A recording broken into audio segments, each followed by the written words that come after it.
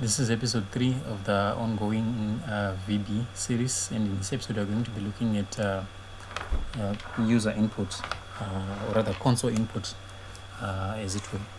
So in order to get started, I actually have this template code, or rather this skeleton code that that should get me started right away. So let's actually go ahead and make use of the console class one more time. And this time around, we don't want to read write line rather, but we want to read a line or read input from the standard input stream. So maybe what you can actually do before we do this is to make use of write. Maybe let's just make use of write, then type in, give a prompt. So let's say maybe please type in your name. Then after that, we can go ahead and say console dot read, is it? Then we read input from the keyboard. But one thing that you need to realize, that if you leave it like this, it's actually not going to, it's just actually going to read whatever you type from the keyboard, and it's not going to be stored anyway. So for us to actually do something with that input, we need to store it inside of a variable. So I know we haven't looked at variables as it is and data types, but maybe what I can actually do, you can just follow along as I do it right here. So you can declare something called string, then name. Actually I'm confusing with Java now. It's actually dim. Then let's call this one name, then as a string, right? Then we can then take that name variable and store whatever the user is going to type inside of what rather type from the keyboard. So you realize that assignments pretty much work the same as in pseudocode, right? You're taking whatever is on the left and storing it on what's on the right. So in this particular case, we're going to read keyboard input from the user, then we'll store it inside of the name variable right there. Then maybe after this, we simply want to console dot write, and maybe we can go with write line. Then we can say nice to meet you.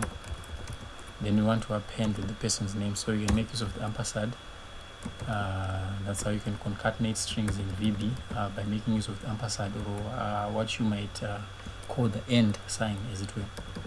So I'm just gonna go ahead and run this, and we should actually get our console window right here. Just wait for it to compile. So it says here, please type in your name. Then I say maybe my name is Tom. Right, so it says nice to meet you 84. Okay, why is it doing that? It should be saying nice to meet you Tom. Let me see what the problem is. Alright, so one of the good things about using an IDE is because of the code suggestions or the syntax highlighting, as well as the documentation that comes with using an IDE. So you realize that here, if you recall, when we ran this, let me just run it one more time.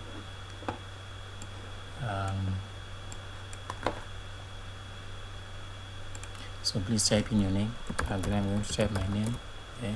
So you see that I'm getting this 66 right there, is it? And initially I thought maybe that is a bug, but then after coming here and reading the documentation for the read method, right, it's going to read the next character from the standard input stream as an integer. So essentially it's going to give me the ASCII value associated with the first character inside of the whatever input that I'm going to type onto the keyboard.